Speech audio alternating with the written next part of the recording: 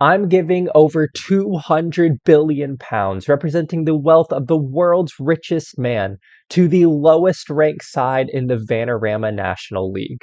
And then I'm going to simulate over 50 seasons to see if they can ascend to the top of the English footballing pyramid.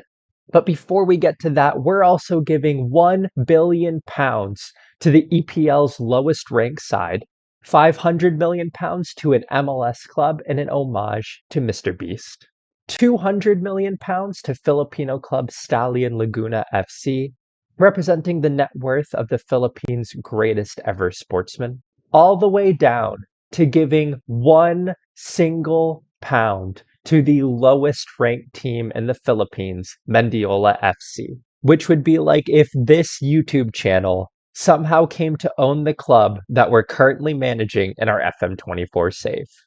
But with just £1 in the bank balance and absolutely no other sources of income, anything above a last place finish would represent major success for Mendiola FC.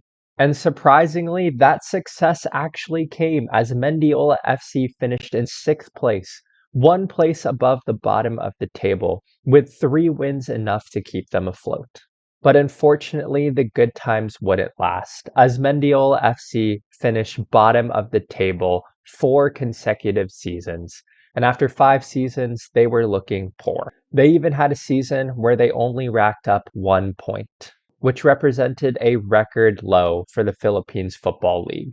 At this point, the £1 bank balance had disappeared, and the club were now well over £200,000 in debt. And the club infrastructure was as bad as it could possibly be in Football Manager. I guess it's not such a good idea for me to try to own a football club. So it is a good thing our next club owner has a lot more money than me. With a net worth of over £200 million, we are giving Manny Pacquiao's wealth to Stallion Laguna FC. And at the start of the game, Stallion are a competitive Filipino side. But even for this level, they do have poor training and youth facilities. So we will see if Pac-Man's wealth can help them ascend to the top of Filipino football. And after 5 seasons, the pieces were beginning to be put in place for Stallion to take over the Philippines. They had won the last 2 Philippines Football League titles, had an additional 2 Philippines Football League Cup victories, and had even made an Asian Zone Confederations Cup semifinal.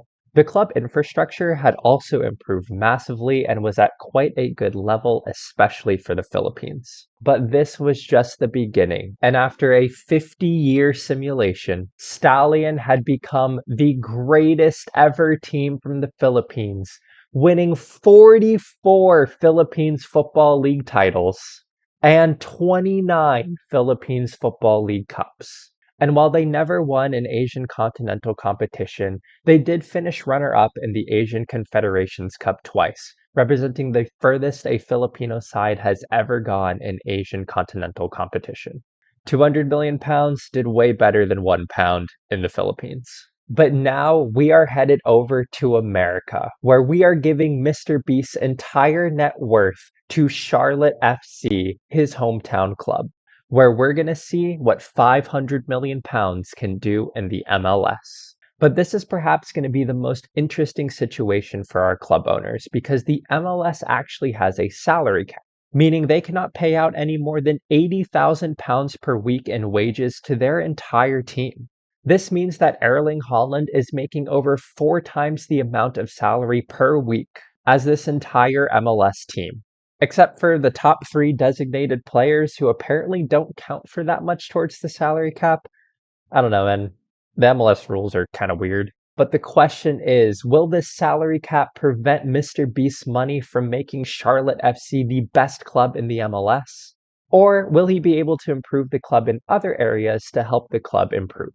Well, after 10 seasons, not much has changed at Charlotte FC. The facilities have improved marginally, and player wages are about the same, as clearly the club have been hampered by their salary cap. And while the MLS Cup has eluded them, they do at least have an MLS Supporter Shield now, given to the club with the best regular season record in the MLS. And with over £300 million still in the bank balance, there was still hope that there might be some success for Charlotte FC in this simulation. So now we head 50 seasons into the future to 2073. And the club has definitely improved, with them now having world-class training and youth facilities. And they could even offer their designated players over £82,000 per week in salary. Not gonna lie, looking at this guy, I'm not sure he's worth that kind of money though. But even after all that, an MLS Cup had still eluded the club, with just one additional MLS Supporters Shield to show for all that money and effort. I suppose a salary cap isn't so great for a club owner experiment. And that is why we are now headed to England, where the financial fair play rules are murky, to say the least. And we are giving Taylor Swift's entire net worth, over a whopping £1 billion, to Luton Town FC to see if her net worth can save Luton from relegation from the EPL. At the start of the game, Luton Town's infrastructure is pretty mid for an EPL club, and they definitely have fairly low wages for any club in the Premier Division. There also isn't really a winning history to speak of, with just one Sky Bet Championship and one Carabao Cup in their trophy cabinet.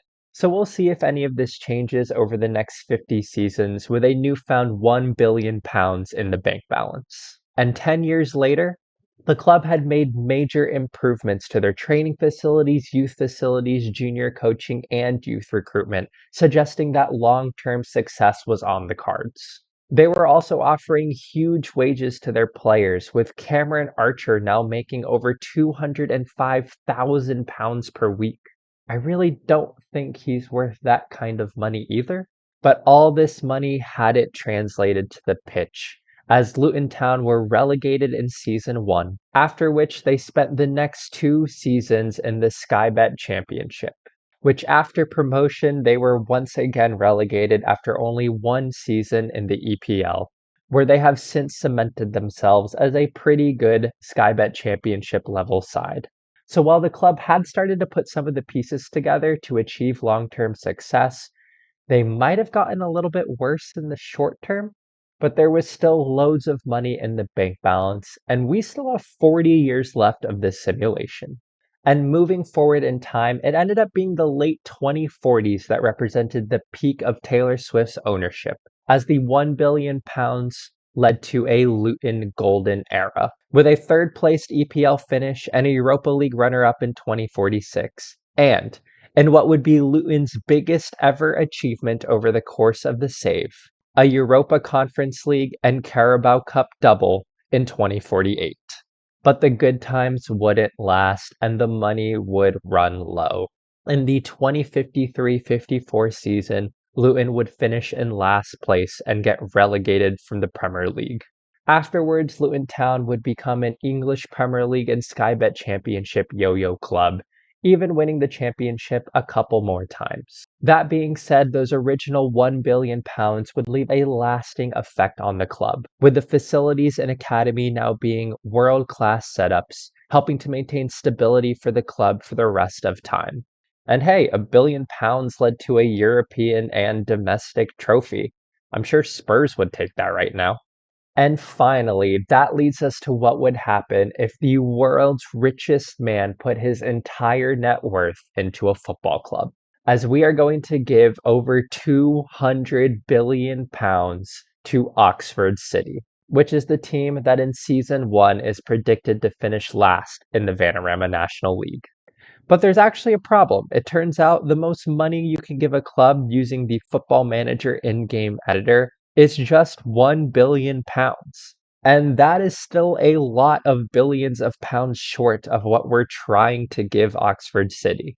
So to fix this, we are also giving Oxford City 4 £1 billion per year TV deals, which is going to give them an insane amount of money. And then we're going to simulate 55 years into the future so that they will eventually end up with £220 billion.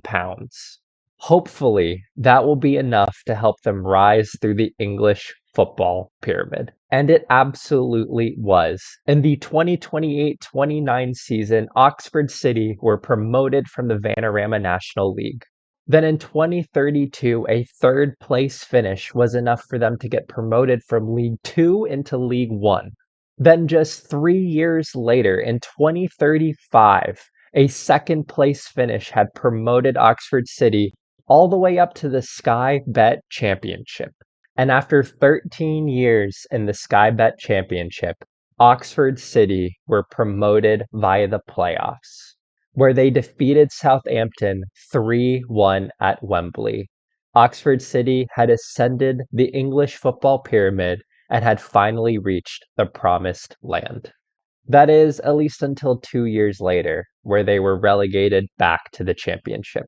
But with billions of pounds coming in each year, Oxford City continued to improve, and in 2055, they were promoted back to the EPL, where they would stay for good. Success was slowly looming as they reached the FA Cup final in both 2055 and 2059, although losing to Chelsea on both occasions. But it would take us into the 2070s, once pretty much all of Oxford City's £220 billion had rolled into the bank, for success to finally arrive. In 2074, after 51 years of having the world's richest football club owner, Oxford City finally won the English Premier League. They had finally reached the pinnacle of the English footballing pyramid, and success didn't stop there, as Oxford City would go on to win a Carabao Cup, an FA Cup, a UEFA Super Cup, a UEFA Europa League, and one more English Premier League title. In our final season of this simulation, Oxford City topped the English Premier League, with 78 points being enough to crown themselves champions of England. The club were raking in trophies. They had the world's best infrastructure with state-of-the-art training and youth facilities and absolutely world-class junior coaching and youth recruitment. They were even able to pay their star players over £400,000 per week, which is way off the Vanarama National League wages. £220 billion had really changed the fortunes for a side that started off at the bottom of the Vanarama National League and ascended to the top of the English Premier Division. What a way to go, eh?